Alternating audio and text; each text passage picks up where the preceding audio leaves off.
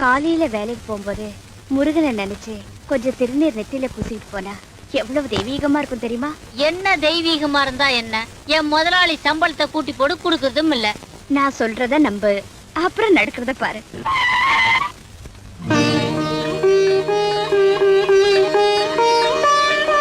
நேத்து காலையில நெத்தி நிறைய திருநீர் பூசி நிறைஞ்ச முகத்தோடு என் முன்னாடி வந்து நின்னியே, உன் முகத்துல முடிச்சிட்டு போன ராசி இதுவரைக்கும் முடியாமல் இருந்த ஒரு கேஸ்ல நான் ஜெயிச்சு பல லட்சம் ரூபாய் சொத்துக்கு நான் அதிபதி ஆயிட்டேன். இவங்க சொன்ன மாதிரி நெத்தி நிறைய விபூதியை பூசிட்டு போனேன். ஒரு பெரிய பணக்காரரு காலையில என் முகத்துல முழிச்சதுனால்தான் ஒரு கேஸ்ல ஜெயித்ததா சொல்லி 100 ரூபாய் பணம் கொடுத்தாரு. எனக்கு பணம் வேணாம், வேலைதான் வேணும்னு சொன்னேன். நாளையில இருந்து நீ என் கூடவே இருக்கலாம், ஆனா எப்பவும் இதே மாதிரி நெத்தி நிறைஞ்சே இருக்கலாம்.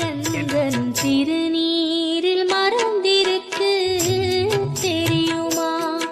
அது தினமணி